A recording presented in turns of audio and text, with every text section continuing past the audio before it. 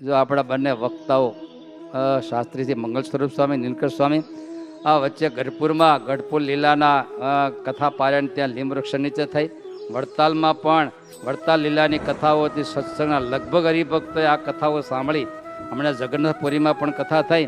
તો મહારાજની કોઈક ઈચ્છા અને અમારા ભીખાભાઈ સુતરિયા એના દિલની ઈચ્છા કે માતુશ્રી આદિની સ્મૃતિમાં મારે છપ્પૈયા લીલાની કથાઓ સંતો પાસે કરાવી છે, ગુરુકુળ પરિવારને બધા સાથે લઈને.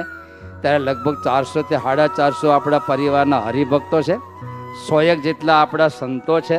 ગુરુ મહારાજ 5 દિવસ રોકાવાના છે. તો આપણા છપ્પૈયા લીલા અને છપ્પૈયા ધામમાં ત્યાં ડેલી ઘનશ્યામ મહારાજનો અભિષેક છે, ત્યાં નગરયાત્રાઓ છે. પૂરા મહોત્સવ સાથે 5 દિવસની છપ્પૈયા લીલાની કથા પારાયણ ભાદરવા વધની અંદર કથા પારાયણ છે.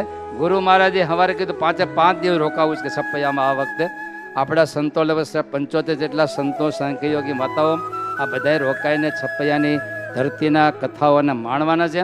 બોલો સ્વામિનારાયણ ભગવાનની જય.